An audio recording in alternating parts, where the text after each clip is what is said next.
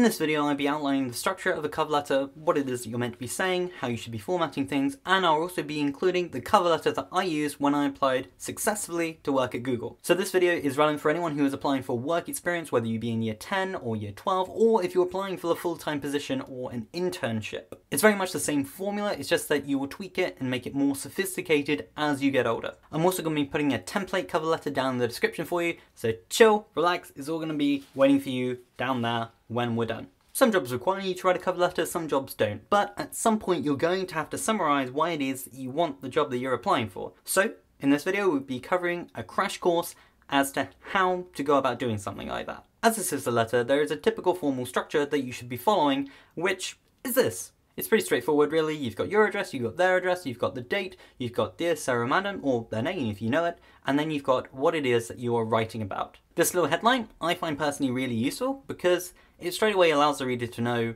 why you're talking to them. It's like the subject in an email. Now what is it that you need to be writing about? Well, you're writing about these things. To dive into each of these, when you're talking about what it is that you do, this is like a quick summary as to what skills you have to offer. Then with those skills, you want to talk about what it is that you want to get out of this experience. So say if you're applying to be a waitress, maybe you want to know what it is to be able to interact with customers on a really front-facing role, or maybe you want to know how to carry like 10 plates on each arm. Or say if you're applying to a bank, maybe you want to know how the financial markets actually work in context, or you want to know what it takes to be an analyst, or what it takes to climb up the ranks to be an amazing engineer at a computer company. You're telling them what you want to get out of the experience. If I went skydiving, I might say that I did the experience because I want to know what it is to fall out of a plane at terminal velocity with my fingers crossed that my parachute works. The how you want it section is how you think having this position or this piece of work experience will allow you to learn what it is that you said that you want to get out of the experience. So for instance,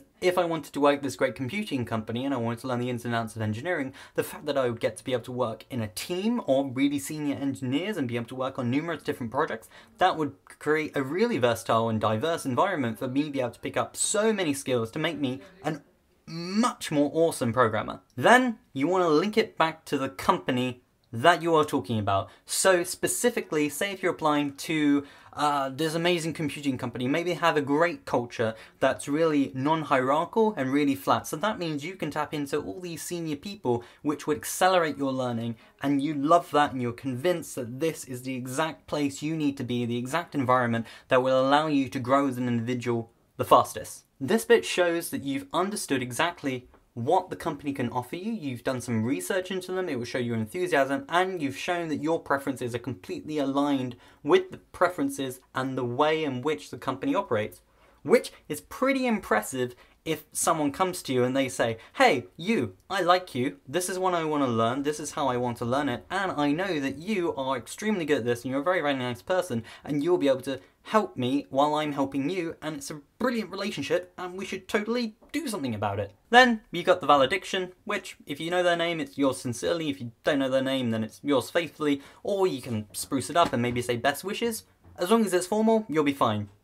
Don't say like cheers or like see ya or like jane, like keep it in one language. And then you got your name, and that's pretty much it. That's all it takes. If you check out the cover letter I wrote to Google, you'll see that I put bullet points in the main body when I was talking about the experiences that I had that were relevant to the role that I was applying for. This is simply because I wanted them to quickly be able to see what it is that I had to offer them, and I put in these bullet points really specific pieces of experience that were relevant to the role, and they flesh out the information that I put on the CV. Again, if you want to know how to write a CV, I've got a how to write a CV video right here that you can check out after this video.